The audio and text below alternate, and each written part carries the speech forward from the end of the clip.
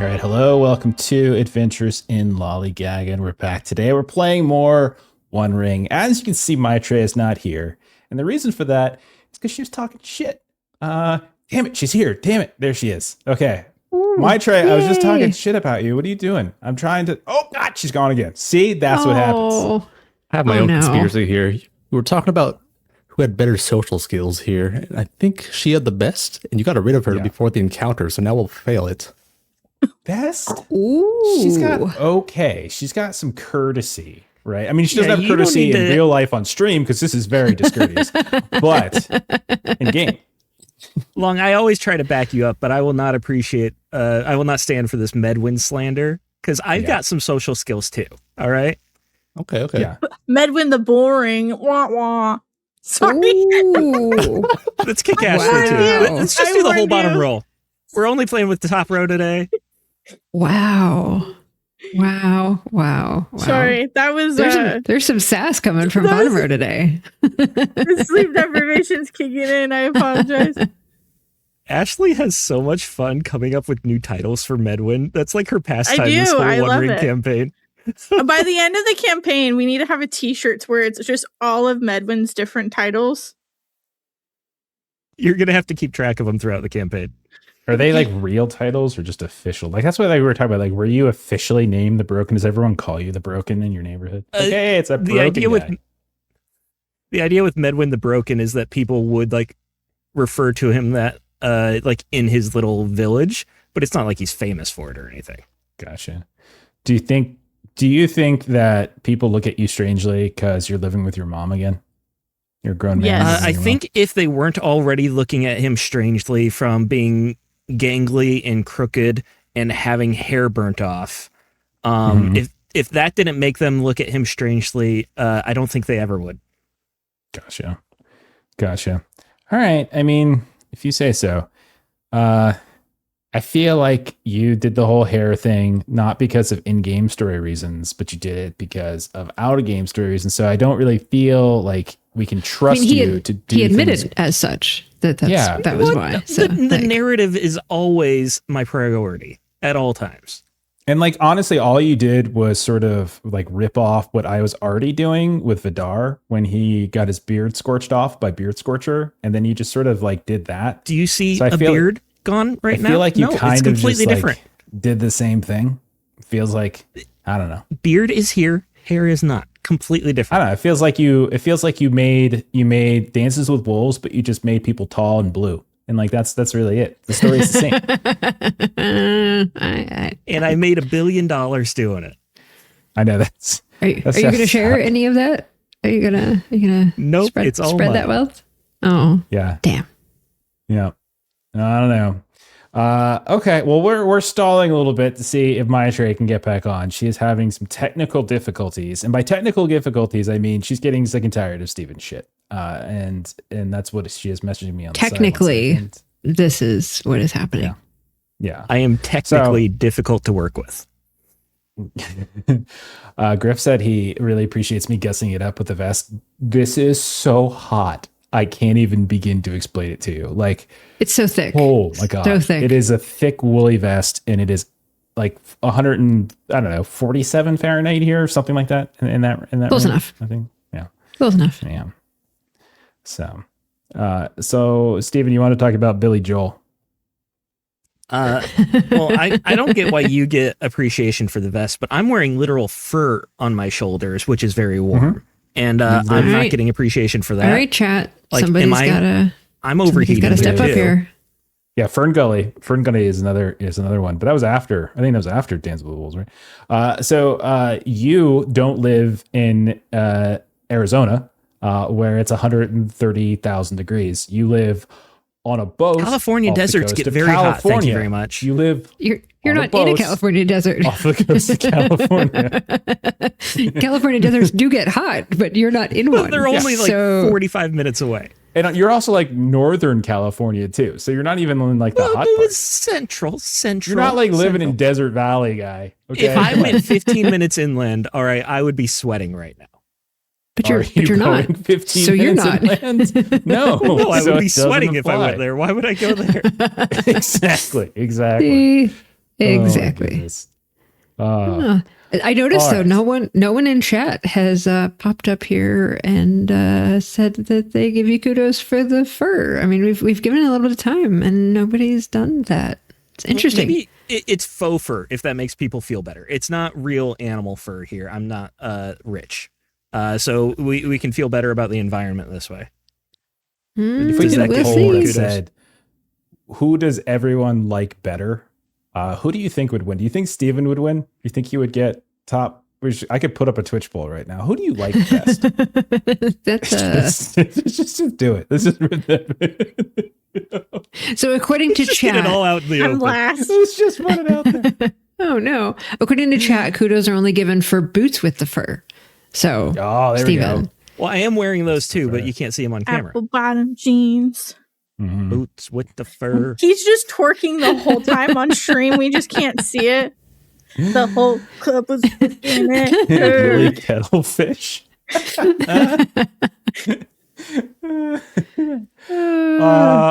All right. Should we get started? We'll see if Maitre can join us midway through as she continues to troubleshoot what's going on with her computer. And yeah, we'll bring her in when we can if she shows up. So we get ready to go. Want to get started? Because I guess because we weren't going to talk about. I thought we were going to talk about Billy Joel, and I was ready to go with my favorite Billy Joel song. But Steven didn't want to do it, so maybe a different name. Next time. What's your favorite Billy Joel song? Scene in an Italian restaurant. That's like 3 songs in story. I'm efficient with the ones that I choose.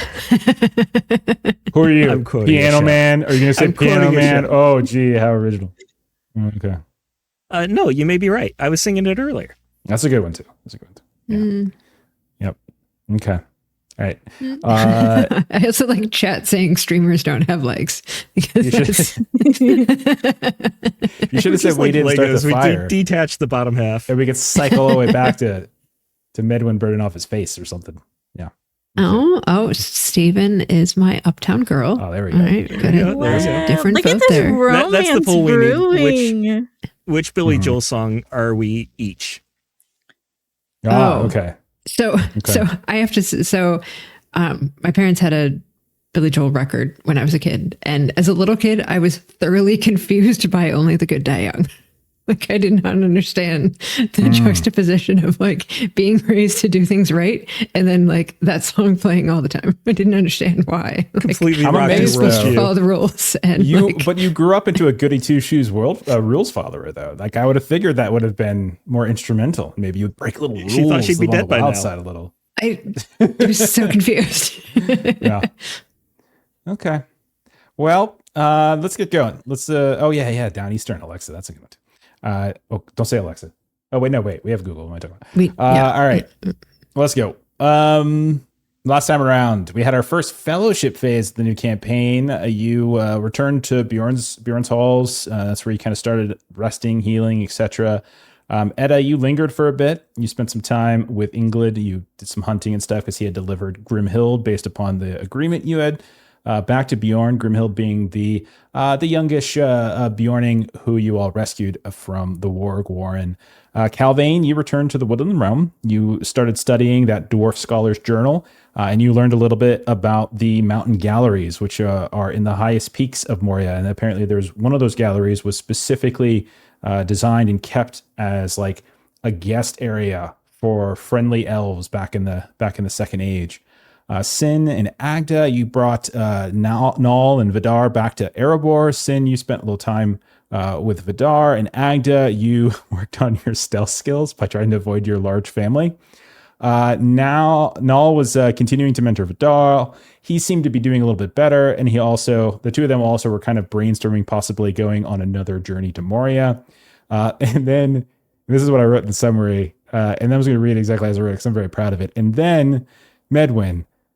Well, Medwin learned how to bake honey cakes and then burnt his house down and then moved back in with his mother. And that's how Steven spent his fellowship phase. Technically, it happened in the other direction. He burnt his house down, moved in with his mother, and then learned how to bake honey cakes. I didn't say, I didn't use then. I just said and as in addition to, not These things sequential. happened in some order. about a year passed or so, and then Bjorn called you all back to his hall. Ingemar, who was the father of Inglid, he in the chieftain of the Woodmen at Wuduseld, he died, and Inglid, it seems, has ascended to chieftain in his father's place. But the news out of there is a little bit grim, as many of his people, his hunters, his scouts, his stuff, have started going missing as they were extending deeper and more south to the reaches of Mirkwood. And then Inglid was calling for aid. He wanted some help. And you all have to have a favor to pay back. So you were called by Bjorn, and Bjorn set you off on a journey. Along the way down to Wuduseld, you discovered a strange river shrine. You found these 2 dead wolves by some kind of split root that quickly shriveled. You met a woodman by the name of Jarvith, who was also keeping bees and does some fishing at a nearby pond. He told you a little bit about how Inglid is not entirely well received. Like, he's a nice, good man, but at the same time, people don't know if he's up to the challenge and everything like that. But he really didn't get too much into it. He didn't really want to get into the politics, but he gave you kind of a little bit of the suggestion that things haven't transitioned too smoothly. And then he showed you kind of a little shortcut, sort of, and you found yourselves in the western eaves of the Mirkwood, and you saw Wuduseld unfolding before you. Before we get going, a throw. Ah! No, she was there, and then she was gone. I put her in, and she disappeared. I saw the little circle loading. Yeah, she was there. I saw her moving around and everything. I don't know what's going on. Okay. Oh, rats. Well, that's a bummer. All right. Well, we will learn about what Sin does on her separate journey. As you guys look around and you realize she's not here. Where did she go? Who knows? We'll find her next time. But there is a well-cooked, well-seasoned turkey leg somewhere. Is that what we're doing? We're going back to those things? Yeah, we used to do that all the time. All right, let me get us started. Get a little music going. Yeah, StreamYard was being mean to me last week, and now it's being mean to my tray. That's a shame. Okay. Bully. How dare. All right, so we see you all having departed the company of Jarvith probably hours, maybe half a day ago. But you've kind of followed his suggestion to look for these different patches of road that are no longer really kept in good condition, as there was an intention in years past to maybe build a road of some kind, but it's not been upkept. And that allows you to kind of get there a little bit faster than you normally would. You can see the trees begin to thin out a bit, and you see a settlement that announces itself in front of you. You see these thatch and timber buildings. You can see those are dispersed around various copses of kept trees. You can see a hedge of thorned wood and sharpened stakes that are circling many of these buildings. But there are also several that are outside of those walls as well. You can see a timber gatehouse that is signaling like the entrance to the central settlement. And the smell of wood smoke and of animal dung even is very potent, but doesn't seem to bother any of the people that you see working around you that you pass by on this path. You hear the sounds of axes. You hear the sounds of children playing and penned animals from this abode or that abode calling out. And the people that you pass, they're not really particularly warm in their greeting, but they're not cold either. They just kind of stare at you with uncertainty. If you think about it for a second, you're a band of 3 dwarves, an elf, and a very odd looking broken man. And they're kind of staring at you more with curiosity than of like any kind of like welcome feel. And as you continue to pass by, you can see that below the hill, there is a river that suddenly peeks out from behind one of these copse of trees. It's the Dusky River. Some of you who have ventured southward, you might know about this. And you can see it's very busy with all sorts of fishers and small boats. And you can see there's folk that are cleaning laundry along various shoals. And then you can see that through the gatehouse, there is this winding path that begins to kind of cut and switch back up the hill until it weaves all the way to the top of the hill within the walled settlement where Great Hall seems to stand. And you can see fires and smoke coming up from various buildings. So what I would like all of you to do as we travel here I think how many of you have mounts that you are either riding or pulling along? Does anyone not? Yeah, I don't. Since I live a frugal lifestyle. Okay. Those of you who have it, so everybody else, go ahead and subtract from your current fatigue your mount's vigor score. That is 1 from Edwin. Okay. 1 for Agda as well. And Very good. Edda. And then all 4 of you, and we'll handle sins later. All 4 of you go ahead and roll travel rolls. We finish up our journey. So as you are arriving here, we're finishing up those journey fatigues. I failed. All right. So then all of your current fatigue that you accrued during the journey actually goes and it stays. Great success. That means you can get rid of 2, 1 for the successful roll and 1 for the bonus success, the bonus die. How did fail for Agda? So all of yours, you take Fail all of from yours. Edwin as well. Same as well. Okay. So it wasn't that bad a journey. It's been about 10, 12 days from when you left Bjorn. And it was a relatively smooth travel. You didn't, it was it was through lands that are somewhat protected, at least for a decent path, a decent chunk of it by Bjornings. And then the closer you got to Wuduseld, you probably started seeing some settlements here and there scattered about. So compared to some of the journeying that you went on when you headed to the Dimmeril Dale, it was a little smoother. So you're probably not as tired or as exhausted as you were. But nonetheless, here you are as you limp or just walk, ride, whatever it might be, past all of these people. I'm going to turn it over to you. As you see, it's a middle of the day, maybe late morning, maybe early afternoon, and you have a whole settlement of a couple hundred people probably sprawling out before you. What would you like to do? We've made it to Wuduseld. Shall we head to Ingold and let him know of our arrival? Sounds like Yes, a good plan to me. Make Straight ourselves ahead, known, believe. see how we can help. Maybe he can find us lodgings while we're here. Straight to business. Would be good. Ed, I do not know how you have so much energy. The rest of us have been dragging from this journey, and you seem quite spry.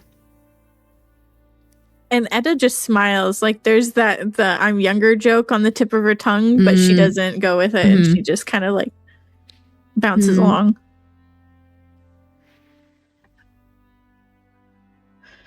As you approach the gatehouse, and there's again the gates are open currently, and you've seen people moving back and forth. You do see a man and a woman guards. You would imagine kind of step out in front and just be like, "Oh, there, travelers!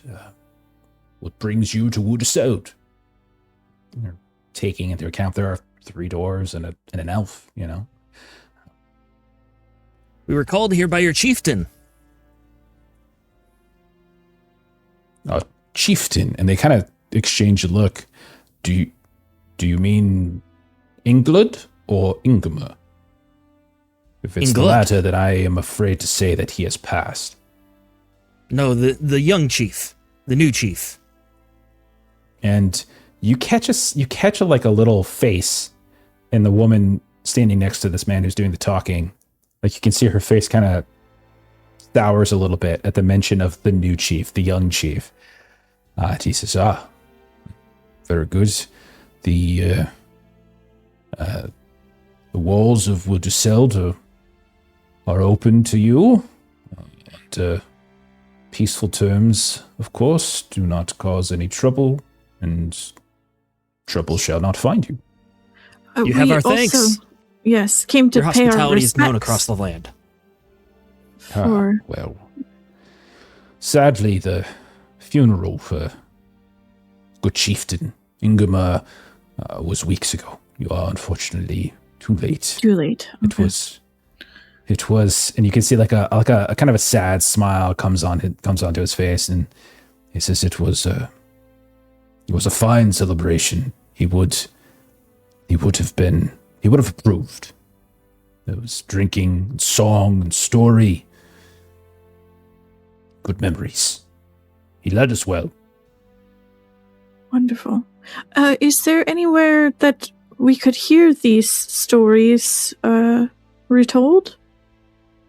Well, it's not quite how it works, but it's not as though folk here don't talk of Ingema any longer.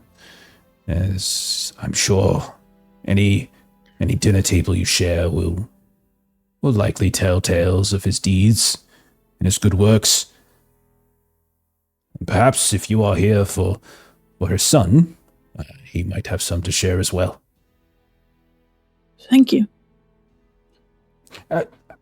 I don't mean to be forward, but it's not often that we have dwarves, and while we certainly have had the honor of having one of the Woodland elves visit us, and he almost has this awkward nod towards CALVAIN. It's just very curious company. I wasn't aware that a chieftain England had such fanciful friends. Fanciful. We came across in the travels, and he gave us a favor, and we owe him ours. So we've come to pay it forward. Oh, I see. Well, he is a good man. It does not surprise me then that he had helped you in his travels. That is his way. Generous he is with his time. And then you can see the woman who's got kind of this almost blondish hair. It's not quite bright blonde, a little dirty blonde. You can see she kind of looks off in the distance, and you see she just peels away at this point. And those of you with decent insight, so probably Medwin here, can tell that she's not enjoying this line of conversation, and you see her start to veer away. I apologize for her. She means no disrespect. Strange times in Wuduseld.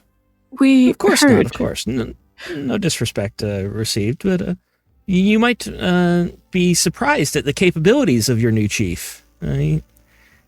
As you've said, he's more well connected than you thought. I think he might have other hidden strengths as well.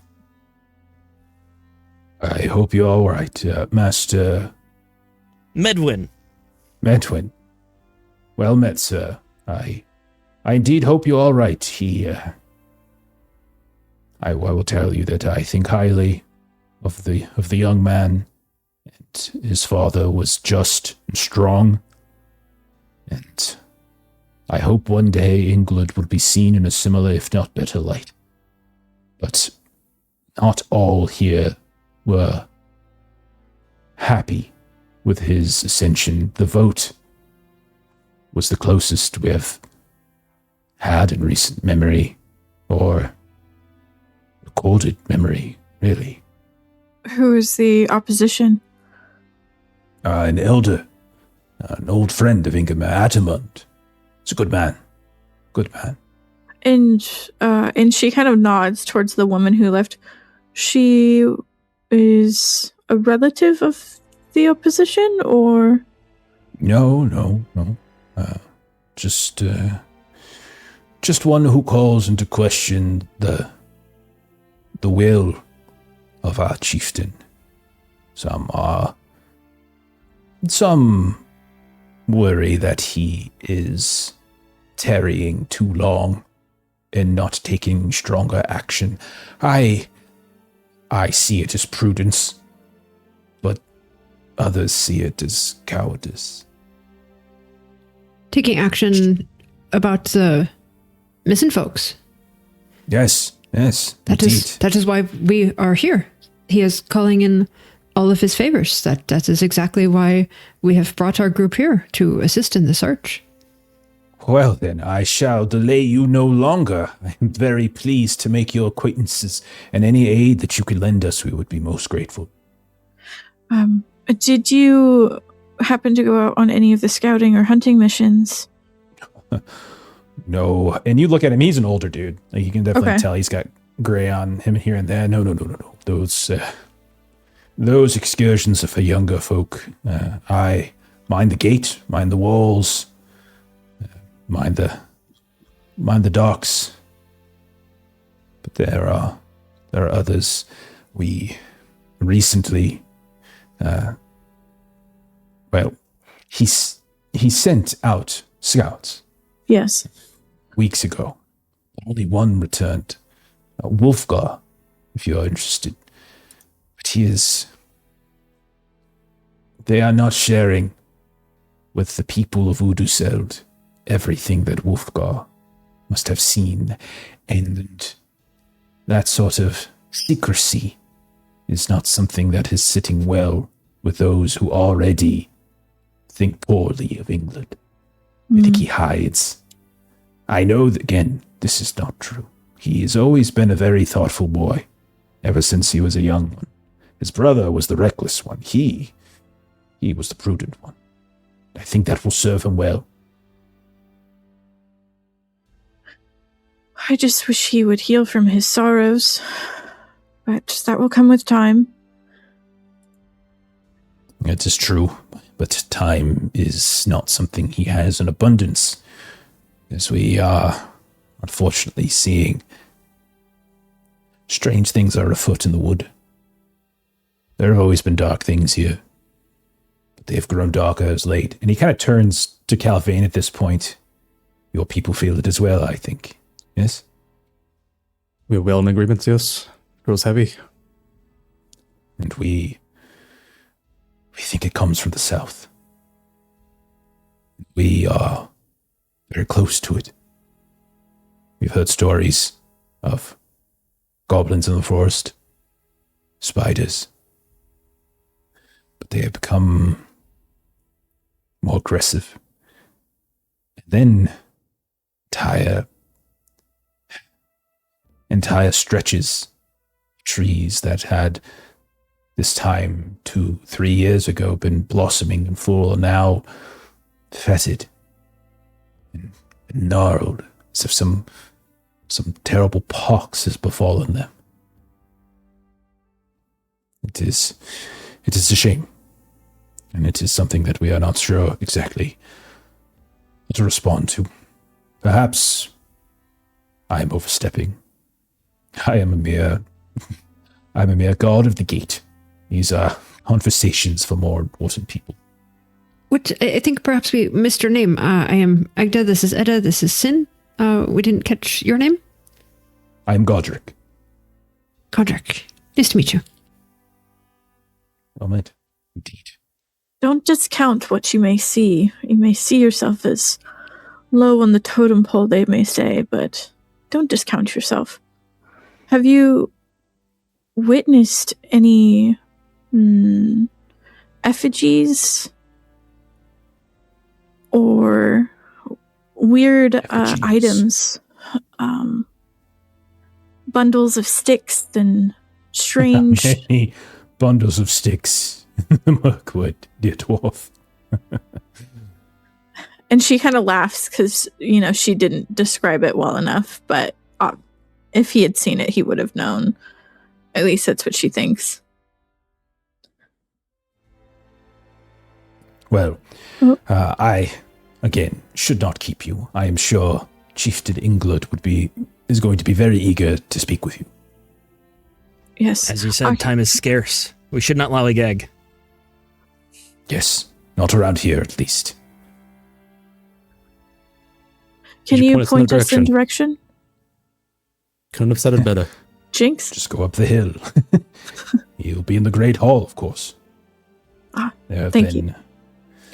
There have been messages sent. Well, messages is not the right word. A party from Blacktarn has come to speak with him, and others as well, as they seek to sort out what next steps they need to take.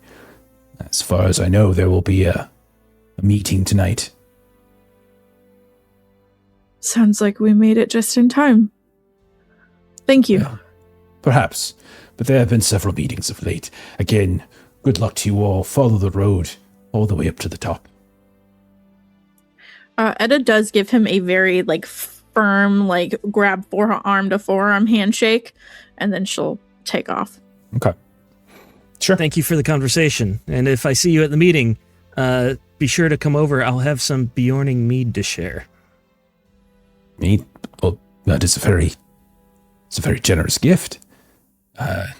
Normally, he kind of looks. Normally, we only share mead on important occasions, and gifts and congratulations are in order. Well, there's no reason tonight cannot be an important occasion, is it? I suppose that is true. Well, good day to you. Sharing a table with one's neighbors is a good enough reason. Well said. Now, I really must get back to work, and you all really need to go speak with the chieftain. What was Let's just what was spend the whole her session name, here. by the way? The woman who had kind of wandered off. What was her name? Oh, the other guard, Sunhill. Good to know. Good to know. I am not so I will- old that I don't know the names of those that I serve with. Of course not. Sometimes we get right at our business and forget the pleasantries. So, good day. There's very little time for pleasantries. We will not be Some skipping them days. today, though. Some say pleasantries should go out to all. All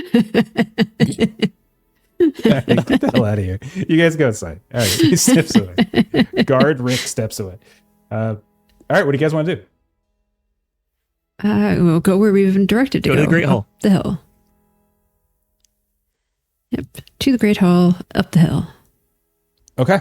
Yeah. So it's like you go through the gate, and much of what you saw on the outside you kind of see again, but you do see that it gets hillier here. You definitely notice that there are a handful of distinct sections of the town where they have allowed the trees to grow, or they never cut them down. And as you pass by, like even this opening here, you look to the north and you can see that there's these tall trees, and within them there are actually houses and little walkways. It's very reminiscent of some elvish settlements, CALVAIN, but there's also others that are built along the ground here and there. You can certainly see the signs of like craft and work that are going on. You can smell charcoal burning here. You can see that others are kind of working on various tools. Like there's a smithy nearby, but you don't really see weapons being built. It's more tools, axes for trees, not for combat. And all the while, like a dog or two will pass you, or a child or two will pass you, and like others are kind of looking out at you. Because again, you guys make for a very curious party coming into. At this point, you haven't seen anybody other than Woodmen. But eventually, you reach the very top of the hill, which gives a very clear view of the entirety, as this is built in the center of this settlement.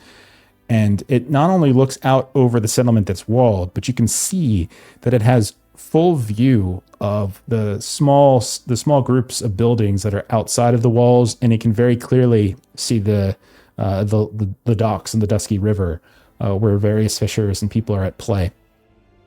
The longhouse itself, you can smell smoke coming through it, and you can see it. You can see it kind of drifting up through vents and chimneys and such.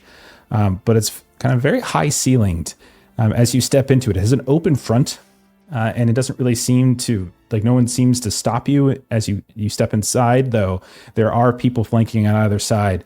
And you can see a long table in the center, and then smaller tables kind of perched off to the side.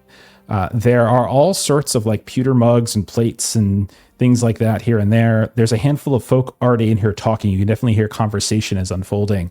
You can see skins of like wolves and other forest critters and stuff that are marking some places on the ground. You can also see a couple like mantelpieces on the wall of like antlers and deer and other things that have been hunted.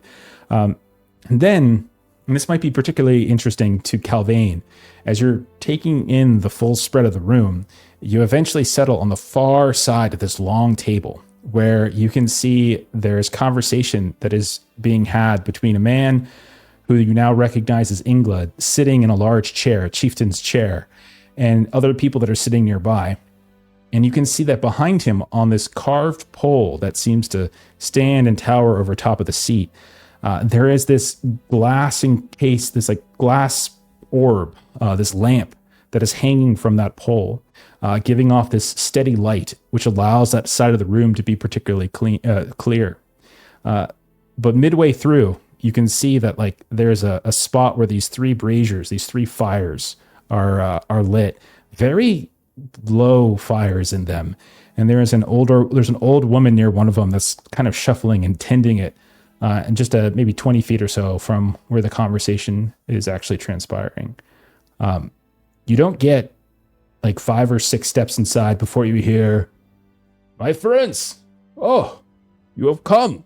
And you see standing up and like kind of shushing the people next to him, you see Ingrid, who is like, "Yes, come in, please. Yes, come. So grateful that you have arrived." And you see he already has some like gray on his temples, like just in the year that he spent. We are sorry that these are the circumstances that we find ourselves darkening your door. Yes, that is true. It has been a very strange time, difficult time of late, but I appreciate that you have arrived. Come, introductions are in order. And then he'll like turn to, there's a couple people, there's 3 people that he has been talking with. One of whom is like an older man. And he says, "This is Atamud, my chief advisor, longtime friend, and counselor to my father." And you see this like old man that is kind of pale, almost sickly in some ways. It looks like he might be ill, kind of dark black beard that has gone gray. And his hair is in this kind of thin braids. This here, and like completely different, the guy standing next to him is this large, like almost like rotund man, this big person that kind of towers over everybody. "This is Mundarik. And then finally, this is Amelioda of the Black Tar. And my friends, these are the heroes that were so brave to go and save the Bjorning woman, the ones that I met that I told you about on the Andu." And like they all come and kind of shake hands and such. So, you guys saying anything? You guys looking at anything? Anything get your interests? So I think along the way before we entered the building, Edda definitely would have been looking out for anything weird, because she's still, that interaction that we had in the forest really kind of spooked her, especially with like the 2 dead wolves with their throats cut out. Agda saying she found some sort of effigy, so she's kind of stuck on that and kind of curious to see if she's like, especially when we reached the top, like maybe Edda ran ahead a little bit, and as she was waiting for Agda and the rest to like walk up, she's just kind of observing the town and seeing if anything sticks out. You know, say anything, nothing like you saw. And remember too, that little effigy you saw was about a week ago. True. Okay. To the northwest, and it was on the river, on the river of the Anduin. You've traveled many days since then, but you've seen nothing like that. Then, once inside, Edda will just greet Ingold, greatly, and just kind of, I didn't expect to see you so soon. Things have been transitioning okay? My father's passing was very difficult. He has very large shoes to fill, and his passing comes at a time in which there is great threat growing to the south. We could use his strength now. And you kind of see that the people standing next to him, like, unlike the woman at the guard front, like they're not immediately giving away their feelings on their faces. You can tell that they're much more composed. The large like corpulent guy comes over to you, Medwin probably, and he's kind of looking you up and down. So, what has happened to you? Which time? If you refer to the hair, it was a recent house fire. If you're referring to the strange angles in my bones, there's not much more I can do to fix that. I hope the hair grows back, but I was attacked by a warg. And a warg? Did you attack it back? I did. I would say you should see what it looks like, but you can see what I look like and tell who got the better of the fight. Uh-huh. These are your friends, England. They need to work on their storytelling. This one. Oh, that sounded so sad. No. This is how you would tell it differently. You say, I got these wounds from a warg. And then someone says, tell me you fought it back. And you would say, yes. And this here on my shoulders, I am wearing him now. So I never forget. No, this is a rabbit. Oh.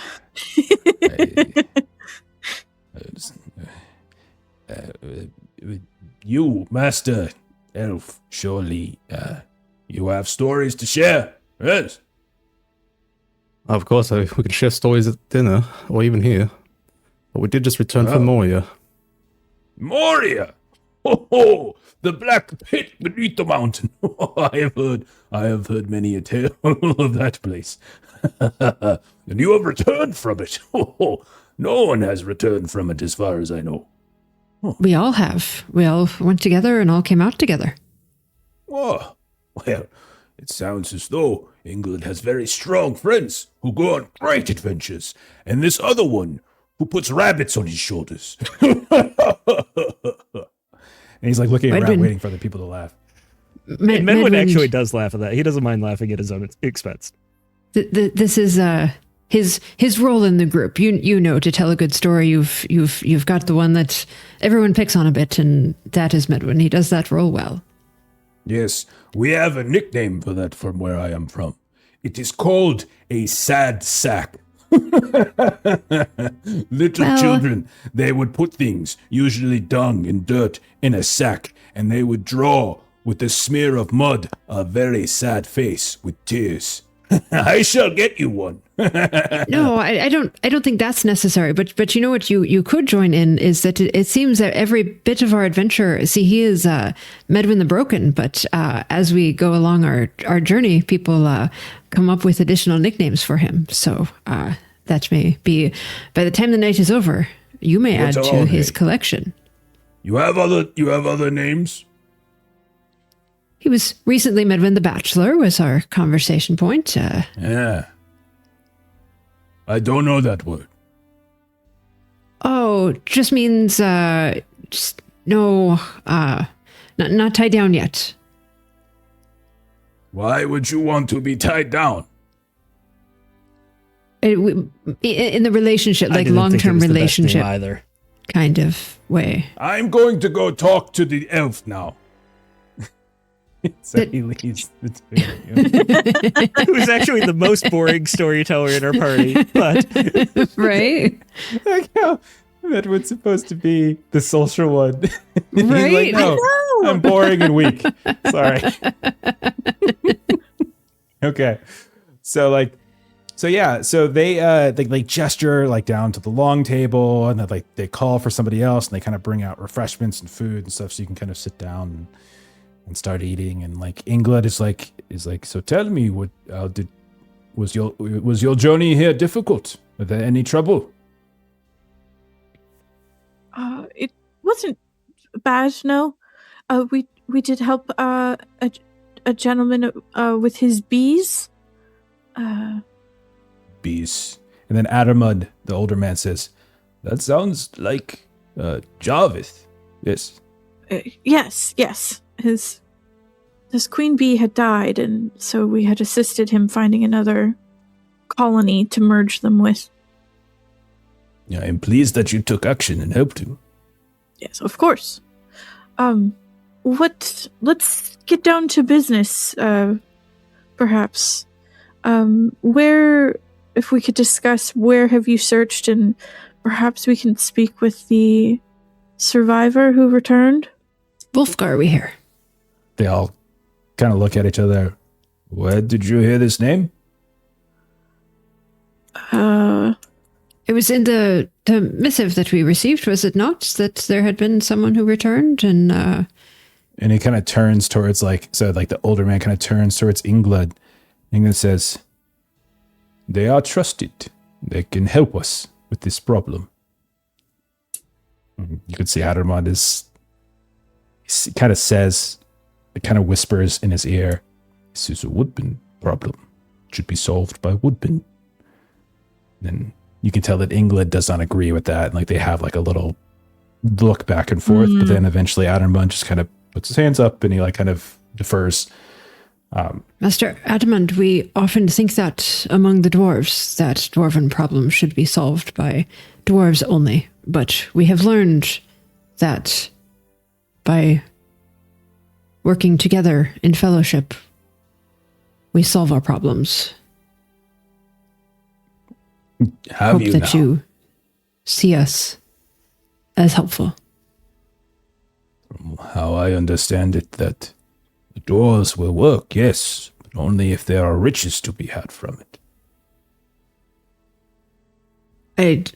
Some of us are of that mindset. I think every group has their things that everyone knows them for, and good and bad, and doesn't mean that all of us are that way. But at the end of it, we have traveled the distance to be here to help you, and I hope that we would be treated with England has trust. said that you are a friend, and I am glad that you are a friend of England.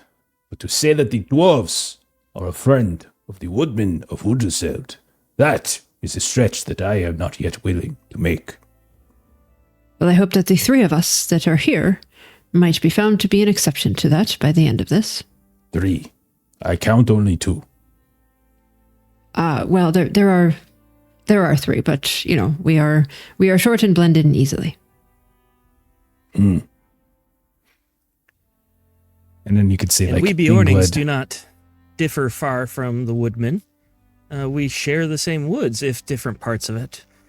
If there is a trouble that befalls you, it befalls upon the Bjornings as well. Addermond kind of nods his head. Perhaps that is true. Perhaps that is true. Your chieftain is strong and brave. And you can He tell, is. as he says that, he's not just saying it about Bjorn, but there's an implication behind it. Medwin but misses it because he loves Bjorn so much that he just kind of perks up at the compliment. Don't you have a bunch of insight in all that kind of stuff? But he's a fangirl for Bjorn. Okay, fine. Okay. So yeah, so they gesture, you sit down, food is brought to you, refreshments are brought to you, and it's a whole thing. And Ingrid will, as all the other ones are still there drinking, sitting, you could tell the larger fellow is he's happy to eat and drink. You can tell that the woman, who's probably middle-aged, very stern look on her face, has been fairly quiet so far. She eats and drinks, but very sparingly, only politely. And you can see that Addermond, the older man, seems kind of disinterested in it as well. But Ingrid kind of shares as best, shares some of what has happened. And basically he says that there's a darkness growing in the south of the wood. Exactly the source of it, we are not sure.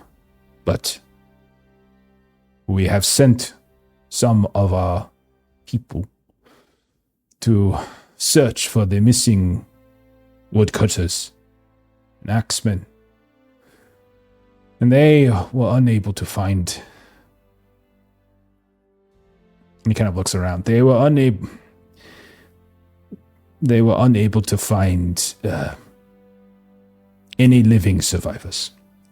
And then he kind of snaps, and you see this messenger guy, this little kind of comes up, fetch Wolfgar for us. And he rushes out. The problem is that each time we send people south, Either they don't come back, or not all come back. And that is a great concern.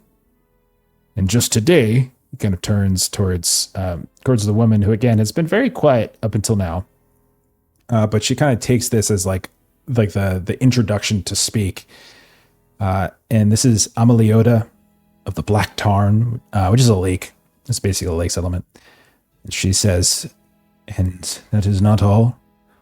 We have seen there has been a build-up of goblins in the forest, orcs leading them. They have started to tarry our settlement a bit. And there is good reason to believe that they are not here because they are wild and feral and crazy and hungry, but they are being forwarded to us from a power that guides them. It seems as though the woods south around Dol Guldur have grown dark once more. And now that darkness is creeping up towards our settlements. I have come here today to ask England for aid, for warriors to help fend away some of these goblins. I know that he has other tasks as well to consider. These missing folk, the secrets that he will not share with us that this Wolfgar has told him. And you can see like England kind of grimaces at that. And there's definitely a lot of tension going on. The whole while, like the Corbett guy's just like, he's just drinking and eating, kind of just nodding away, some sort of happy-go-lucky. So yeah, he just kind of tells you the story, like kind of repeating a little bit of what you saw in the note, but kind of with a little bit greater detail, certain numbers that were sent, just to kind of do some scouting. The similar reports that you heard from Godric at the front, how like even the woods themselves seem to have changed. Like there's like a festering mire has started to spread a bit as well. The spiders are more, are bolder than before. And now this new tale of like goblins coming up as well. So there's a lot of these types of stories that he kind of fills you in on. Do you have any maps as to the areas that you've gone out? If you've gone along streams or along particular paths, and as you've fanned out, or they all kind of look at each other and like the pig was maps. This is the wood. There are no maps of the wood. What reason would you have for making one? It would just change in a year. Dwarves. Oh. Well, I suppose any information that you can share with us about where you've gone and where we could be most useful, we would appreciate that information. And she's sort of looking at a, like, do you write down? And she just starts, like, any with her finger, information sort of is like useful what a map to us as we would try look like. to assist, of course. I'm curious, would you have seen any evidence pointing to or against the possibility that these orcs are the cause of the missing people? The increased orc presence and missing people, that's not hard to see that they could be connected. Of course they are connected. Yes, the shadow, the wood, the orcs, the goblins, the spiders, they are all our enemy. This is like England. Realize that a lot of the voices sound the same. So England kind of speaks up, says this. And at that point you see like coming through the opening that you guys came through is like the attendant, and then you can see another younger man. Scars, you can see he's got like a bandage around his head. And you can see he comes in and he's like, Chieftain, you have called for me. Yes, Wolfgar, sit. You can see like he sits down next to you and he's like clearly giving you guys like the same sort of strange looks to see three dwarves, an elf, and another man sitting at the table, this long table of his chieftain. Okay. So England says, I gave Wolfgar a task and it was to track down the missing woodcutters. I sent him down with a small party of scouts to find what he could. I will let him tell his tale. And you see, like, Wolfgar is, like, looking nervously. But he does start to, like, tell the story of how he and several other scouts in his command, they went south and they reached a place called Amon Boglir. And it's an old fortress. It's an old ruin in the south, once held by some of the powers, the lieutenants of the necromancer years and years ago, but had long since been unclaimed and left in this darkened rot beneath the thick canopies of the Mirkwood. And he explains that there was a garrison there, like it was occupied. There were people there, and that there were men in wargs, strange clothes, strange armor that looks nothing like Woodman armor. Describes like dark clothing, some of them with veils or masks. And as he starts telling this story, Edda and Medwin, as he starts describing some of the men he saw, the two of you have a memory comes back to you. Would you like to share that memory with one of you, like with us, like with this stream? Like, would you like to share what that memory was? So Medwin and Edda were once together, and patrolling may not be the right word, but doing a sort of route through the forest when we came across a strange scene of men performing some sort of ritual. It was some strange ceremony or gathering of sorts that we did not necessarily understand. It was a sacrifice from what it appeared. We ended up having an encounter with them, correct, Edda? We did. We were maybe imbibing more than we should have of your mead, and thought we were being relatively quiet, and we weren't. And we quickly interrupted this sacrifice and drew the ire of these people in veils and this strange armor, and they did chase us down. We weren't captured, but it was a harrowing experience.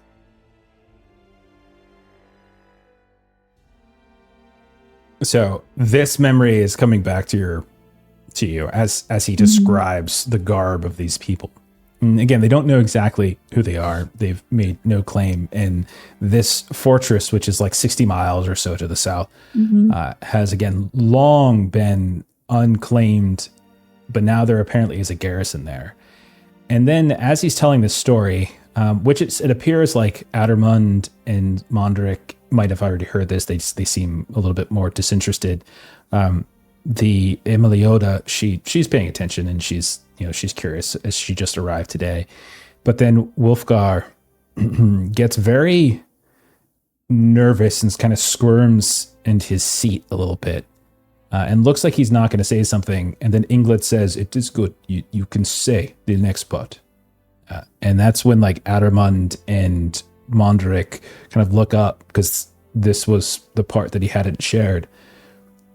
And Wolfgar says, "I saw faces of woodmen of Wuduseld and other settlements amongst the men around Amon Boglir. They were not in chains. They were not being whipped, but they were working. They were among them. Men, women, faces that we would recognize. Were they those who went missing? Or Some, those still yes. among you today? Some, yes. And we were trying to stay hidden. They had many walks and wolves and dogs, well trained. And eventually we were found in our hiding place. We had to flee, and I was the only one to get away. But before then, yes, we saw some that were among those who initially went missing. We thought we were dealing with captives, but we are instead dealing with those who have given themselves over. Is it possible that even though there were not physical chains that you saw on them, that there had been some type of threat or something that could keep them there? Sometimes we are threatened as such that the chains are not visible, but we still feel unable to be free nonetheless. Wolfgar looks around. You asked me to speculate. I have told you what I have seen. Have you given Ingold a list of the names of the people you saw? So his name is Inglud, Inglud. Glud, which is Lud. important because his brother his deceased brother was named Ingold, and Okay. then Ingemer, and then whatever Stephen's There's- nephew is now part of no one's allowed to have a name that starts with ing. I've taken them all. I'm sorry. Yes, they're all gone. All gone. So I'm sorry. So what was your question? She's just asking if he gave the chieftain a list of the names of everyone that he saw.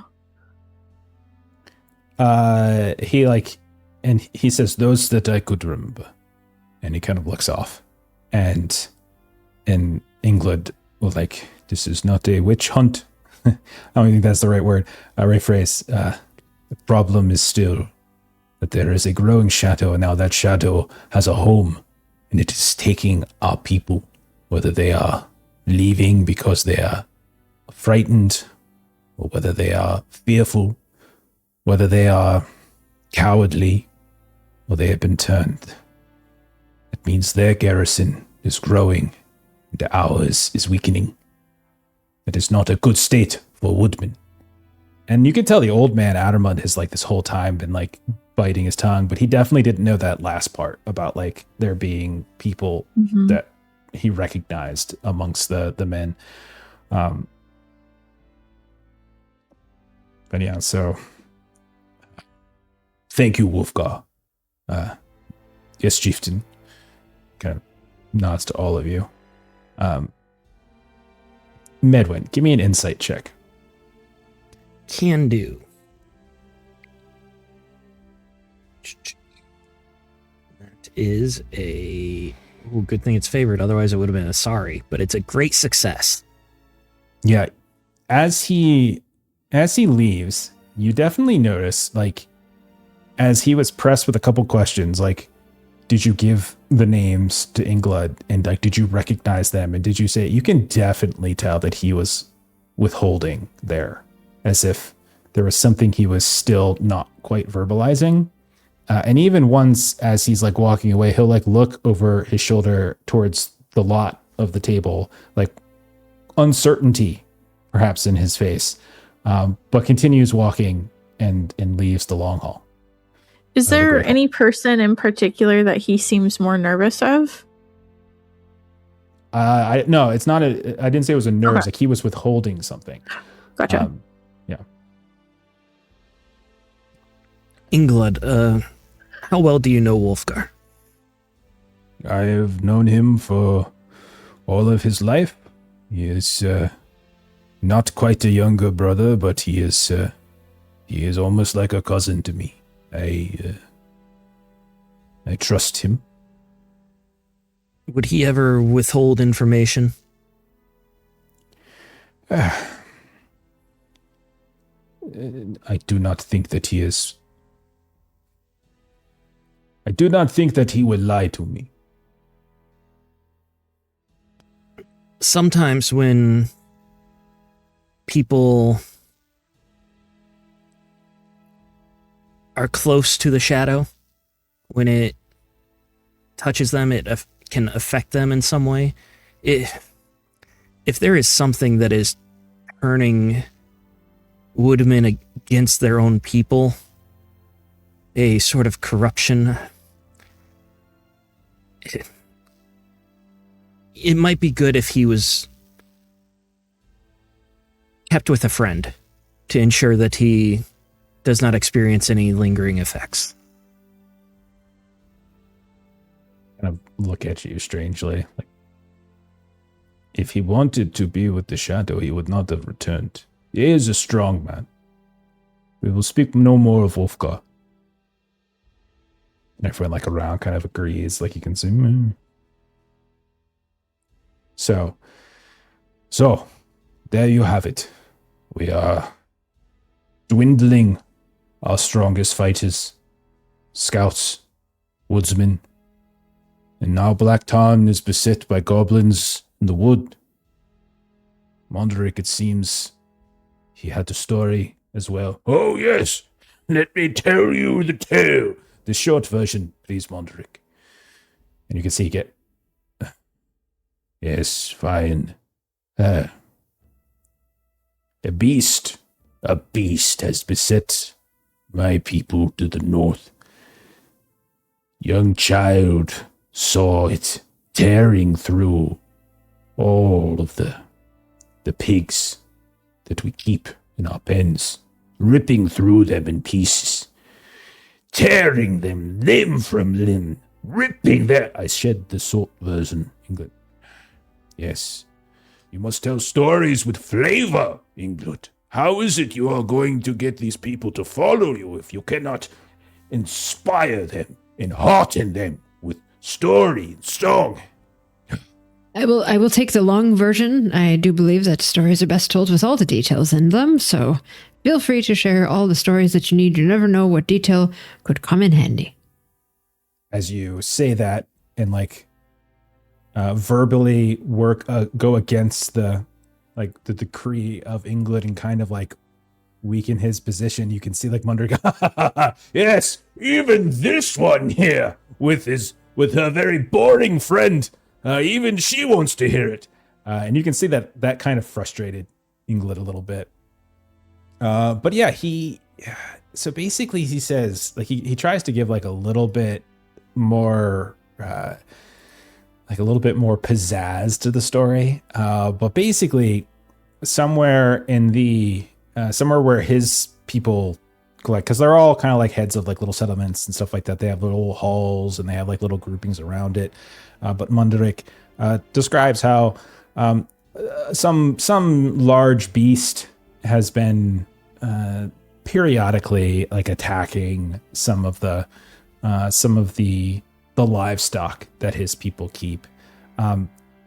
But as he tells the tale, he makes it sound like it is like a dragon unto itself has swooped down into the woods and is breathing fire and is scaring the lights out of all of the young children, and that they are as ready to flee as it seems the followers of England are under his leadership. And he starts laughing, but like it's a huge faux pas, but he doesn't care. He just says it, and there's laughter to it. But yeah, so you've got the Black Tarn goblin stuff, you've got this beast, and then the real issue is to the south, it seems. Does he ever like describe what the beast actually looks like? Like, does it sound like a warg or a wolf or anything like that? Shadows and fur, he calls it. Yeah. Sometimes it sounds like a bear, sometimes like a wolf, sometimes like a warg. And then there are times in which like, and I killed it once. I hit it with an axe from 100 paces. In the middle of the night, I heard it chewing. And so I threw blindly into the dark and I hit it. And I followed. Surely you can kill it again then. Such a accomplished fighter such as yourself should be able to handle such a beast. Well, yes, of course. I'm not asking for help. I'm just reporting to my chieftain. There is nothing in my home, my halls, that I can't take care of myself. I just thought you would like to hear about what is happening to the north is all. I see. So does that mean you perhaps have some additional help that you can assist with the goblins, perhaps? And you could tell, like, that kind of caused a little rift as both he and Ameliota kind of stare at each other. And there's definitely no love lost between them. Yeah. And she says, if I needed someone to eat the fish out of my lake, there are many beggars along the eaves that I could bring to do it. I would not need Mundrick the Ponderous. And you can tell that he's not too happy with that. I shall not be insulted. Oh, you shall. And then the two of them start going back. And eventually Ingrid is like, quiet in my hall. Eventually, like, after a bit, they quiet down. They sit. And murmurs or like apologies to him as well for starting it.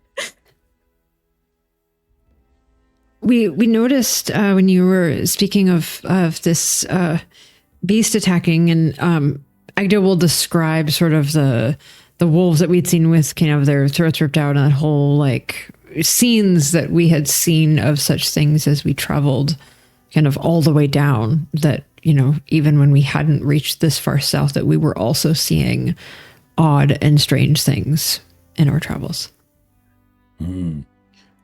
Well, and again, that was like I know we montage through journeys, but I don't want you guys to think like Middle Earth is like really small, but like the distance between Bjorn's Hall and where you guys are is about 12 days.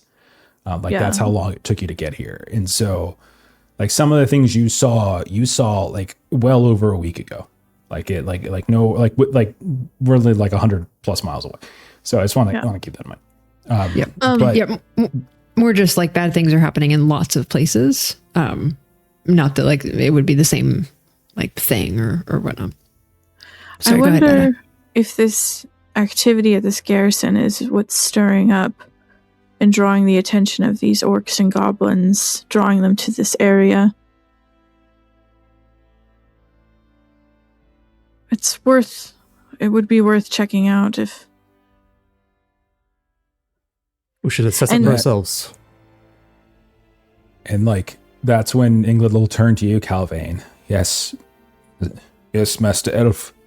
I was hoping you would be willing to do such a thing. If you want help, I can send Wolfgal with you and he can show you the way. But he does say that the woods are changing, and that is making it more and more difficult to navigate the Mirkwood. But an elf, I'm sure, should have no trouble.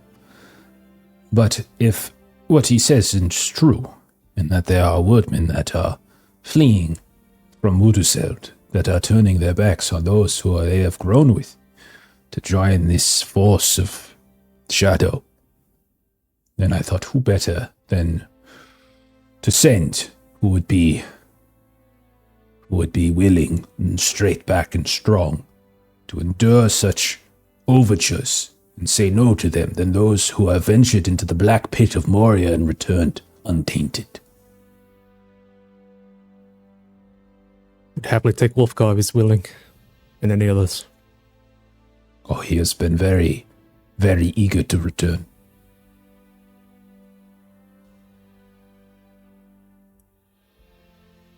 Now, you have ventured a long way, and you have eaten, you have drank, you have heard our stories and our tales. Now is not the time for you to be leaving. You need rest, full belly, and the entirety of the settlement is at your disposal. If there's anything that we can do, we are here to help. You have come to aid us, whatever we can do to ensure that your work is done well, quickly, and successfully. We will provide it. Thank you. We appreciate your hospitality. And he'll call like some kind of attendant to make sure you kind of get settled in some kind of place to stay. It's not like they have like a tavern or anything, but like they'll give you like a room in this person's house, or like a section of one of the halls, like where you can kind of lay out your sleeping arrangements and stuff. By the time this meeting is over, it's probably like afternoon. You guys probably been talking for hours and such. Unless there was anything else you guys wanted to do in the Great Hall, you're welcome to depart and do some other things if you like. Act as nosy as always if there's any kinds of what's the word I'm thinking of, like tapestries or any of those kinds of things. She's always, kind of things that, local lore. Yeah, and, I mean, that she's always interested in. You do note, there's nothing dwarvish, but you do notice on your way out that there are carvings. There's definitely, usually in the wood here or there, some of it in the posts, some of it in the walls.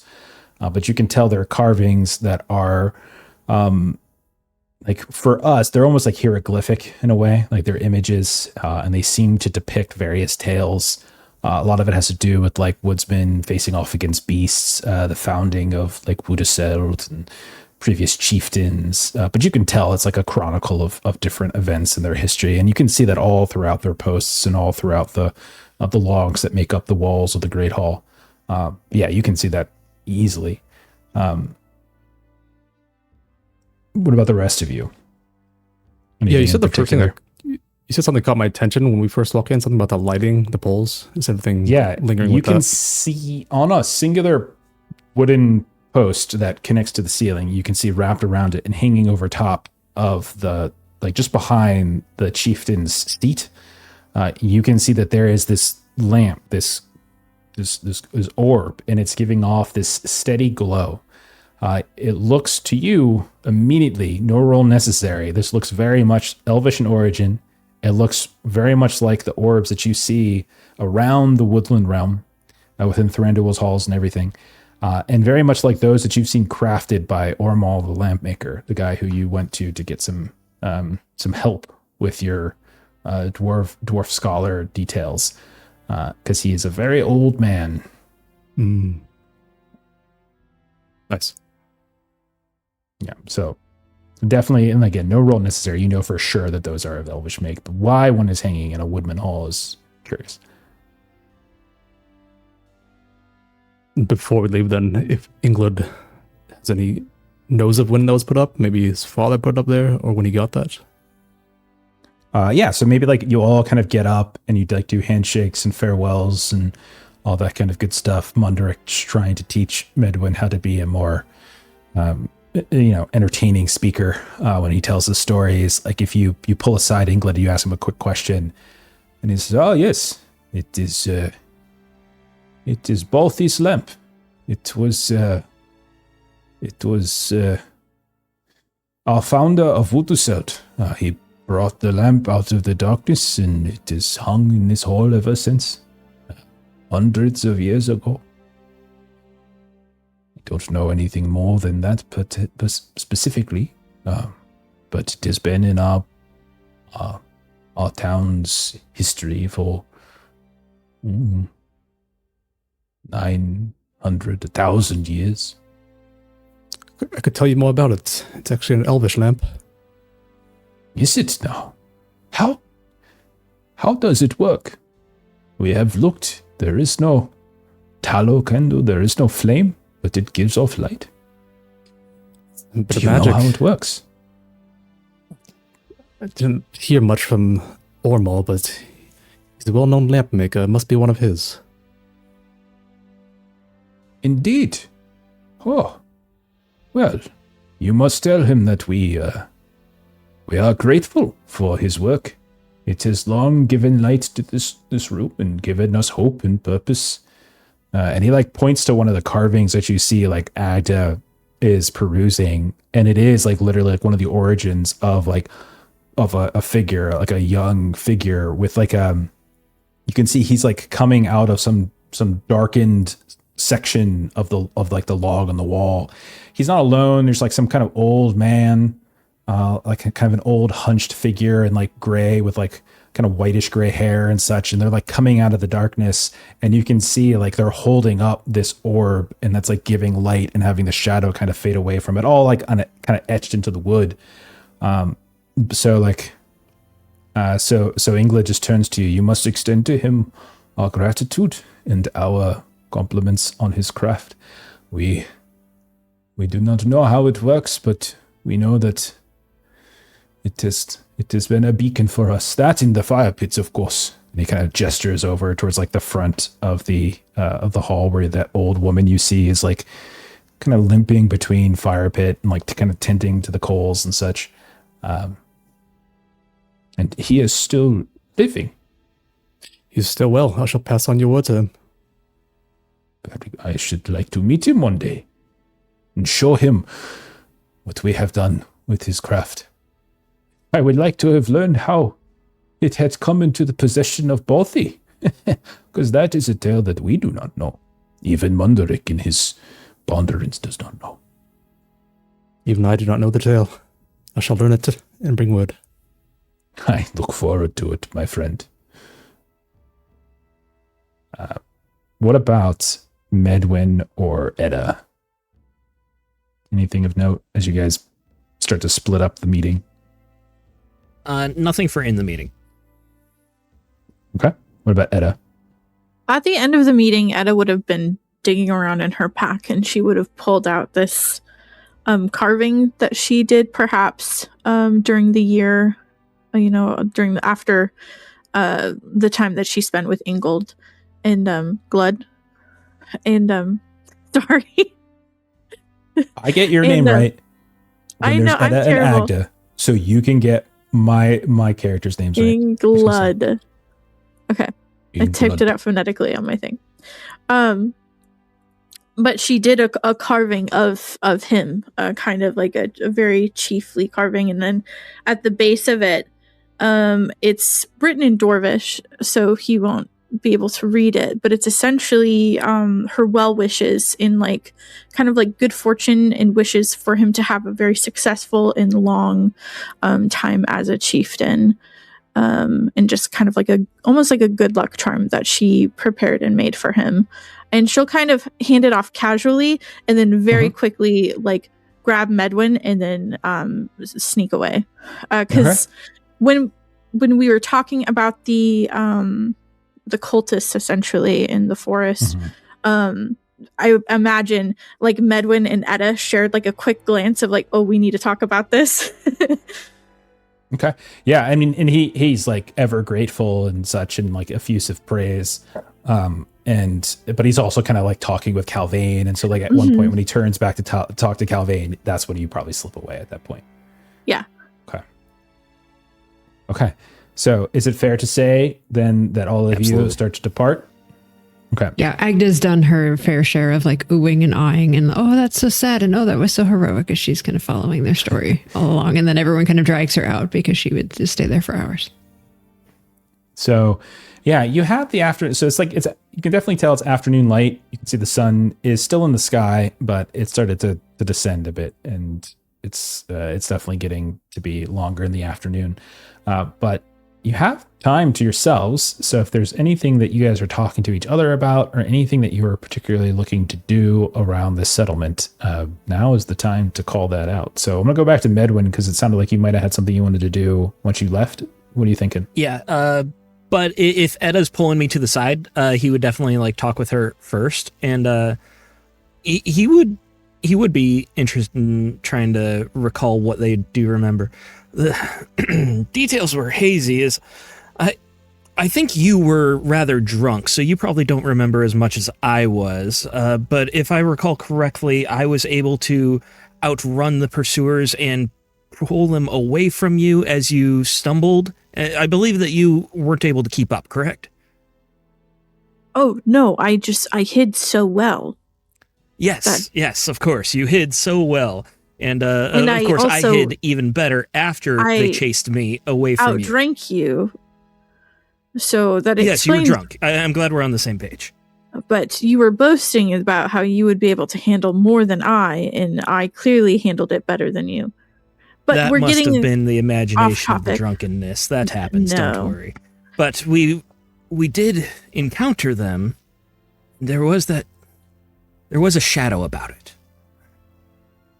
It was. Do you dream of it sometimes? Lately, my dreams have been of Moria, but afterwards I did have dreams about it occasionally. It did have that taint to it. And the forest itself also felt wrong.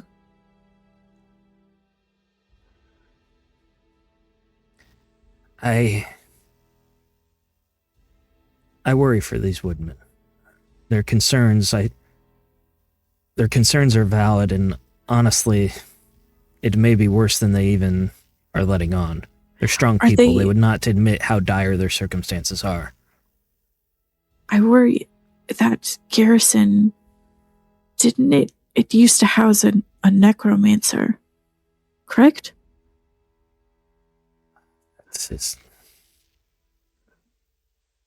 I was never taught my histories. Agda would be the one more to ask about history, but... So let me just, I just want to like settle this for you guys, because you guys, some of this stuff you would know, and I don't want you guys to get lost in like the timeline of like Tolkien stuff. So the necromancer, it wasn't a necromancer, it was the necromancer. Okay. And the necromancer inhabited Dol Guldur. Okay. And this is sort of like during the Hobbit kind of years, right? And so that's past. Dol Guldur is like the fortress like far to the south. Like it is something that you guys would know of story tale, and that to one degree or another, maybe CALVAIN might know as an elf to some degree, but the wise essentially rooted out the necromancer. Again, above table for players, the necromancer was Sauron. Okay, so like it was just a different form, and then he was basically rooted out. And then there was a time in which like Dol Guldur was then left empty, and the Mirkwood was, which used to be called the Greenwood, now it's called the Mirkwood because it's so bad. Yeah, was better, and like the Woodmen kind of started to spread a little bit, and the elves were working in the north side of the forest, etc. I'm oversimplifying it, but like I just want. So for me, are Sauron and Saruman the same person then? I'm pretty sure they are, right? I mean, some people think that. Is the garrison then that they found these guys at? Amon Bauglir is not Dol Guldur. It's different. Yeah. Okay. Thank you. Mm-hmm.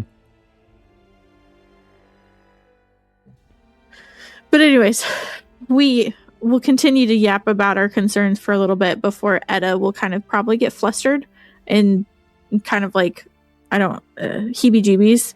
And maybe she'll step away for some fresh air, and then you can do what you were intending to do. Yeah, so Medwin was looking to basically go around town and try to get lay of the land, so to speak. But also he wanted to do like whoever was willing to talk to him, like anyone who walking the streets or like just like standing in front of their house. He wants to go and kind of do like a publicity tour, like talking up England, because he knows that there's not much support for him, or the support is tenuous at best. And he wants to like share a taste of some honey cakes or mead and talk about how the Bjornings are completely supporting England, and how Chief Bjorn is fully backed and committed to working with the Woodmen, that kind of stuff. So you're lying? Yes, and doing what Bjorn told me not to do as well. Yeah, because that's what I was going to say, because Bjorn specifically said he did not want to get caught up in Woodman politics. Give me a roll. What are you thinking of rolling for this? I was hoping for like enhearten, like just going around and trying to tell people that their chief is so strong that he's attracted more help from outside. Right. Maybe tell tales of like how you met and the bravery of what he did and etc. But not boring storytelling, but like interesting storytelling. That is true. I probably we'll see how the roll penalize goes. you because you took notes from I already rolled. You can't take new it friend. away. I certainly could. I didn't say let's rip it. You just kind of rolled without. Yeah. Good thing it was favored again because I did roll a sorry, but it's a great success. Okay, so you've got. I'm gonna say you have two things. So great success means you got the regular success and a bonus success, and so your basic goal of going around and just trying to like talk him up a bit is successful, and like you tell people the story of of how you met and what he did and how he was willing to help out, and like he took action and he helped bring this injured Bjorning home, and how that has earned him the favor of Bjorn and all that kind of good stuff. And like you definitely get the sense that is helping. I would say that like as you're going around, you don't get the sense like everyone's against him. There's plenty of people who are perfectly like happy with him, but there's like change is hard and it's fresh. Yeah. But then you have a bonus success. So what do you want to do with that bonus success? Like what do you want to think you're doing that seems like something reasonable that could be tacked on to what you just did? Maybe if in the course of me talking people up, I could get a sense of if they have heard any rumors of people leaving to go somewhere else, or like not necessarily saying I'm going to go join the people in the South, but like I'm moving away or something like that. If someone ever said like things are bad here and I'm going, if there's been like a general vibe of that or not. And it's okay if there's not been. Not so much that, but you do actually along those same lines. You do hear like a story from maybe 2 or 3 people about a wanderer, a traveler coming from the South who was around the settlement for a couple weeks past and was trying and like had been speaking with certain people, maybe even one of the people you talked to, and trying to get them to come, like speaking up this place, this fortress somewhere stronger, with stronger walls than here. So you do definitely get the sense that somebody was actively in the town, at least for a short time, a couple weeks ago, and was trying to lure people away. And that person was a stranger. They weren't part of this community before. They're a stranger, like no one. They can give you a basic description, but the description could be 100 different people. Yeah, absolutely. Okay, interesting. They're sending out missionaries. Okay, let's just kind of go around. Like, what other things are we maybe doing around the settlement for the rest of the day? CALVAIN, anything you're up to? Yeah, it pays a visit to Wolfgar. Like check on his injuries, see if he's well enough to go out again. Maybe tend to them even. Okay. Give me if you're going to tend to his wounds, yeah, give me a healing test. Yeah, you find him. You find him in like a small circle of huts towards the bottom rung or the bottom ring of the hill, near, not up in the trees, but near to them. And you find him like there's a series of these like small huts with these thatched roofs, and they're all very modest. From what the sense you're getting is like huts and homes are for sleeping, but like everything else is done out in the open, like cooking, like it's like socially and communal, like whether it's in the long halls or whether it's out by fire pits and such. So you find him, near one of these places, and maybe you kind of bring him inside. You can tell he's feeling a little nervous. You can immediately sense that. Anyone could sense that. He feels like a little nervous, especially now that an elf has just entered where he sleeps. And he says, Master Elf, the healers, they tended to it. I even had Elsvith look at it. It's just nothing that won't heal. It is fine. Of course, it looks fine, but I wish to see if you're well enough to head out, because we plan on. I'm quite well. I'm quite well. I'm very. If you need a scout to take, I don't want to presume. Of course, you are an elf. Your knowledge of the wood is unparalleled. But I know the way to Amon, Oglier, and I must warn you though, the paths, the swamps, the trees, they try to deceive you, elf. They try to lure you to different places. But I can help. Please, take me with you. If you would allow me to see your condition, Yes, of course. And he like starts removing some of his bandages. And when you examine them, like it definitely looks like a lot of these wounds, like it doesn't look like he got them from like blades, but instead he was getting like scratches and bruises from just terrain. You know, it doesn't look like he got into like a direct fight with anyone, but it's more just like a scrape here, or like a bruised shoulder. You can tell he's got like a gash across his head, likely from a fall or something like that. So there's nothing that suggests that he was in like a sword or an axe battle with somebody. You would probably know the difference in such wounds. Give me a healing test. Okay, I'm favored, and I got a great success. Okay, yeah. So you can tell, like you can kind of patch him up in such a way that maybe the healers of Wuduseld didn't quite do, and so maybe it's some of your poultices or your herbs, or maybe you stitch a wound together and then you kind of put some kind of concoction that you have in your bags on him, and then you got that great success, right? So you've got this second thing that you could do. So what do you think it is? He's absolutely eager to go. He is, there's nothing in here there's nothing in his wounds that suggests he's unable to travel. What would you maybe want to try to do with that second, that bonus success? Yeah, maybe I picked upon the Medwin questioning when he noticed Wolfgar withholding something. Maybe we could gain his trust a bit. If I could tell him he's willing to go, he's able to go with us. I'll press on his condition, or not his condition, but what he saw out there. Maybe he can tell me some more. You can tell he like grimaces when you say that. Do you ask for England, or do you ask for yourself? This is for myself. Mr. Elf. As an elf of this forest, I'd like to know what is happening. I say this because I recognized the faces. Some. There is one, a friend, I saw amongst them, and I did not give that name to England. I wanted to know why he would betray me, Wuduseld, our people. Surely, like your companions must have said, it must be a compulsion of some kind.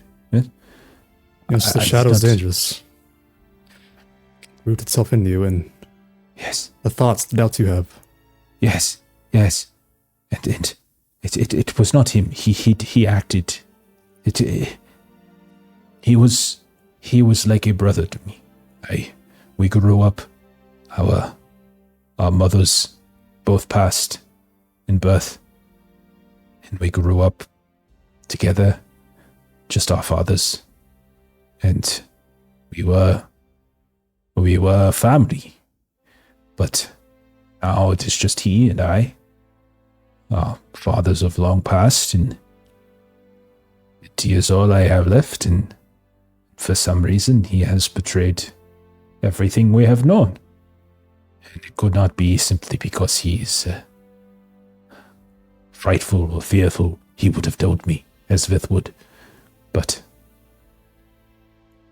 please, don't sully his name with the chieftain yet. Give me time to at least find out why, and there has to be an explanation. I'll uphold your wishes. This is between you and me. Thank you, Master Elf. You are very wise, very kind, and very skilled. Yes, I already feel better. We'll meet again when we're ready. I shall be here, and I shall get supplies for us ready. Yes. And so we kind of fade out of that. What about Agda? Does Agda got anything in mind that she wants to do? She's got a little bit of the afternoon here. Yeah, so Agda is curious about this Amund Bugler location. And so she, I'm butchering that name.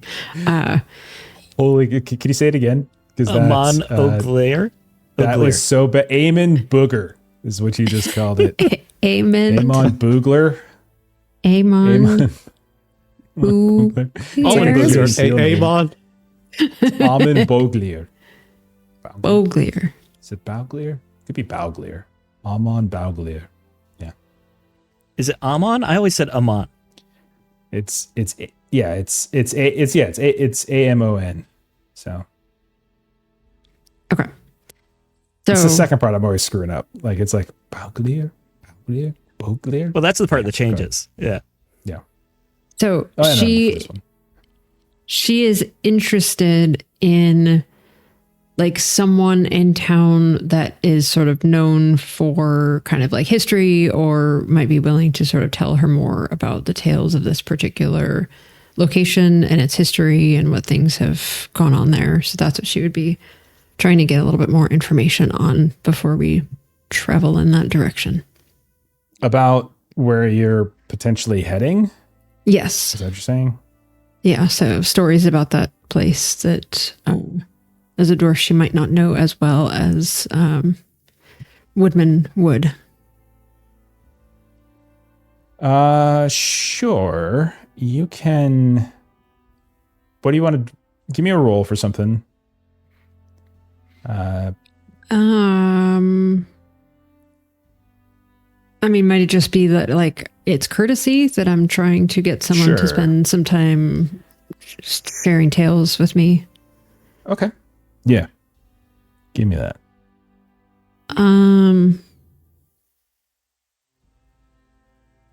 Can I don't know. My hope is not great. I'm just gonna roll it straight. Come on, roll well. That is oh my gosh. It was so close to rolling to a candy and it did not. That is a 4 under 16. That's a horrible roll. Right. You struggle to find anybody who has particularly in-depth knowledge of the place. If you're asked about, if you're asking around for like history, people, they say a few different names, but one name in particular comes up several times. It's Aelsvith. And you're in conversation with a handful of folk and you're asking about this place. And, no one really seems to know what you're talking about. They're like, it's a fortress of shadow. And, they kind of just shrug it off. It's just like, it's a place for evil men, place for orcs and goblins and whatever else ails the southern eaves of the Mirkwood. And when you keep trying to find somebody else that can give you more information, the name that pops up is Aelsvith. And it takes a while until you realize that Aelsvith is this old ancient woman who is, as you return to the Great Hall, finding it mostly empty save for a couple people like eating and kind of cleaning up a bit, but you don't see Ingrid, you don't see any of those faces that you saw before. I wondered about that old lady. You do see this old lady who is like slowly moving, and it looks like it's very painful for her to move. She's very hunched back. She looks ancient, and she is like carefully tending and stoking these 3 fire pits that are at the front of the Great Hall. And she seems to be the one that if people talk about like lore keepers, historians, she would be the one to know. But I'll say it takes you a really long time to find it, and that's probably the failures. It's not so much like you don't get information. It just takes a little while. And when you eventually find her, you can see that she's growing very tired. And it's been hours that she must have been tending to this. And you can tell that the coals themselves are very low. The fire is very, is like nearly snuffed out. And she's shuffling from place to place. But she's got these big dark eyes that have these, like you could tell, or the whites have kind of gone over top of them. Like there's like a glaucoma situation sort of happening. And she looks up and she says, the Hill of Shadow. It was a forward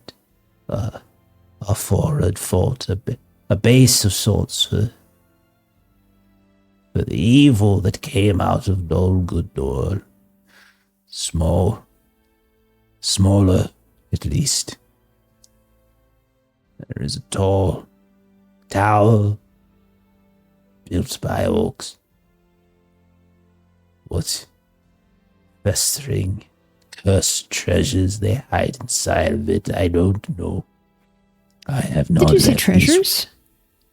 She can't help but to just ask. What else? What else is it that you would hide within a tower? Why build it?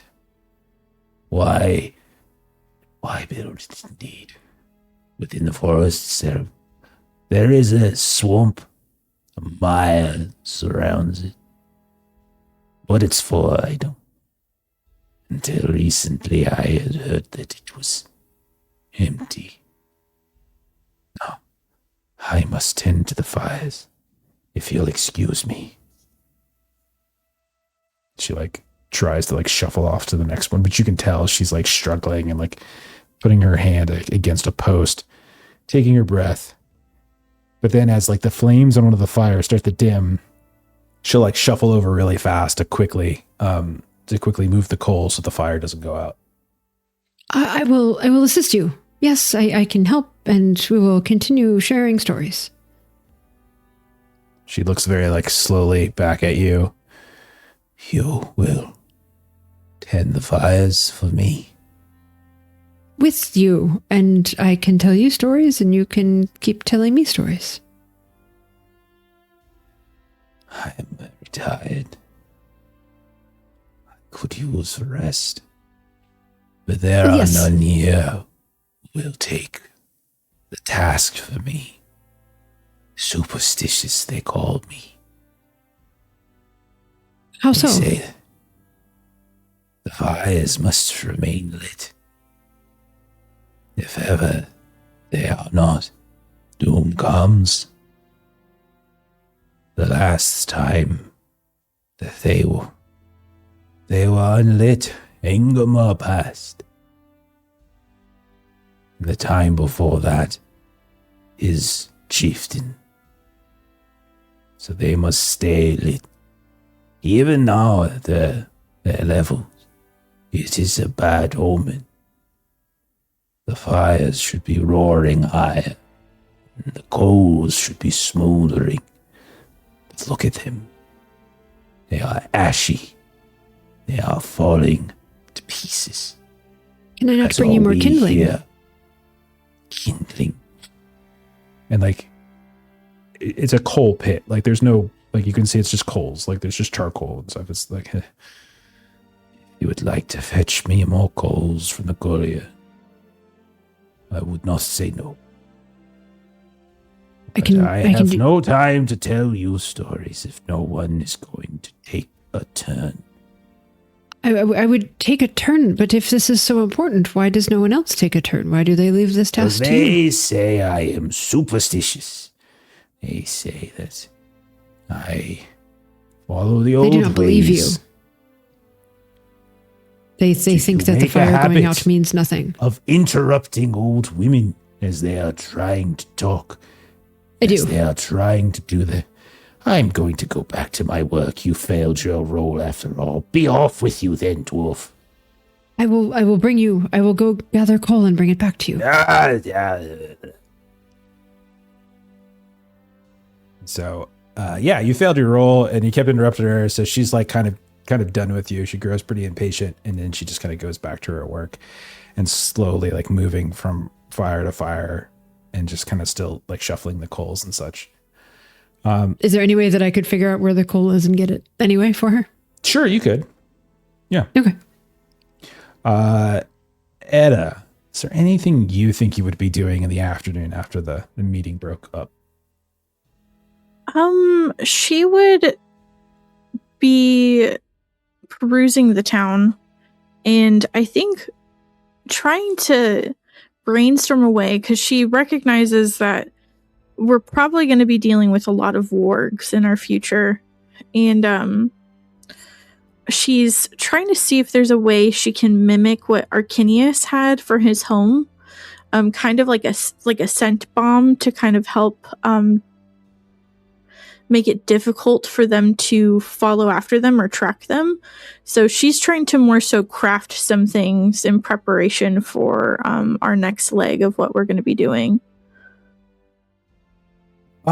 Sure. You could do a crafting roll, but I am going to penalize it 2d6 because you really didn't ask Arcinius at all about it. So you're She really didn't, just yeah. kind of like guessing at what might smell bad. So yeah, we'll say that. You can find yourself a place to wherever it is that you were led by one of the attendants of England and give it a roll. Okay. And I will do 2 penalty dice. Automatic success, though. Okay, so That's a Gandy. you find you find some like combination of like herbs and grasses, and you kind of pile that up together in like this little tin, this little pewter cup, and you start lighting random things. It's almost like you're just guessing, like you're just putting random combinations of herbs and roots and things together. And maybe you're about to run out of not time so much as like patience, when as you get the last one lit, like you nearly vomit immediately. And then other people around you are like yelling at you and they're like, put it out. What's wrong with you? And like they come over and maybe like kick the tin. It's not what Arcinius did because you have no idea what he did, but you created a scent basically. So you can give yourself a useful item. That you've got like some kind of smoke bomb or something like that, some stink bomb. Stink bomb, yeah. And we'll figure out a use for it later. But awesome. Yeah, you've something in sort of similar purpose. Okay. And so as we see like EDDA there kind of piecing together like this little stink bomb, creating a new like pack and combination of it, like now that she knows the right formula, as we see Agda racing down the hill towards the collier to try to get some coals, as we see Medwin going from person to person and trying to talk up and campaign for England and find little details as he can about the town, and as we see CALVAIN exiting a small cottage at the base of the hill, we're going to go ahead and call it there for tonight. I don't want to get too far because unfortunately we don't have my trade tonight. So I'm going to call it there. We're going to call it a little early tonight than normal. And we will pick up on maybe the next day, next time we play. All right. And we see Sin finally arriving to guard Rick at the gates. She's got her turkey leg in her mouth. I have names, thank you. Like people act like I don't prepare. Are you kidding? That's all I do is prepare. You It's have insane. lots of names and all of I the do. people that we are meeting, all of them. It's very easy. And see, the way I always feel is like whenever I've been in games before as a player and we ask for names, and if you can see the GM is struggling, right, to come up, that's not an important GM, so we shouldn't have to pay attention to them, right? Whereas if they know the name right off the bat, like bam, like that's an important NPC. So, like, yeah. I always feel like I don't want to just like give away like which NPCs are important, which NPCs are not, or something like that, or which NPCs are like plot dependent and which aren't. So I want to make sure I have the same reaction all the time. So Interesting. You said Sneaky. I important like that. GM though, not important NPC. You meant Well, NPC, GM. clearly. So that's why you never Clearly, listened to me human when I was NPC. GMing, because I didn't have I these always NPC listen names. to you. I listen to you all the time. It's why I I'm hated half teasing. of I'm your making a NPCs. joke. Wolford. Oh my god, just the worst. Wolford. That was your Are you gonna- idea. It was. I cannot believe I rolled a 4. What a bad roll. I can. Did you sour? Did you sorry it up? Did you roll a Sora? No. I rolled a 1 and a 3. Because I just have a 1 in courtesy, as we were talking about before. Some are stronger than others. I was curious about helping you, but then I was like, I don't have shit for courtesy. I probably would have failed. My strength, I do have a 6 in strength. So like me hauling coal is something that I'm hopefully pretty good at being able to do. I definitely would have failed. Edda with the Oh, clutch gosh. Gandy though, A with 2 6. penalty dice and still rolling a Gandy. Mm-hmm. Yeah, that's a really good roll. Yeah, that craft. Fortune just This is favors good the at craft. rando. Yeah, awesome. Okay then. Well, that's it for us. Next up, what do we got? Well, actually, no, Steven, you make a game. It's just weird. Everything's just disorderly now because my trade's not here. So first, we got to say my trade plays games. system agnostic, GM and player experience, Multi-system. GM and player experience. multi-system. Yes. Why is Siri coming on? What? She's on and YouTube. then- yeah. So My Trade Plays Games, so check her out. And Steven, you make a game, so why don't you tell us about that? I made a game called Huckleberry. It's a Weird West game, action horror. Think Hellboy and Tombstone. And if you go to huckleberryrpg.com/pre-order and use code LOLLY to save $5 off, and we have gone to print. So the PDFs are with the printers. We'll hopefully be delivering here in a couple months. So we're pretty soon not going to be pre-ordering anymore and just be ordering. We're so close to cool. the finish line. It's very, very cool. Let's see. As for us, I will drop a little tiny plug for We're in Danger, which is a game I've been making. We'reindanger.com is on itch, etc. Big news is coming, hopefully, in one way or the other. Been working on a lot and doing some new updates and things like that. New art from Three-Eyed Cat. If you see him in the chats, as we've been working together to try to get that into a new version of it, and eventually doing a print run at some point. So just stay tuned and maybe poke around with it, play around with it, tell me what you think. In terms of stream, Monday we've got Legend of the Mist. Tuesday we've got Wild Sea. Thursday we've got Coriolis. Saturday we got this thing, the One Ring. The One Ring, second edition. So it's the second ring. All right. Anyhow, that's it for us. We'll see y'all later. Bye bye.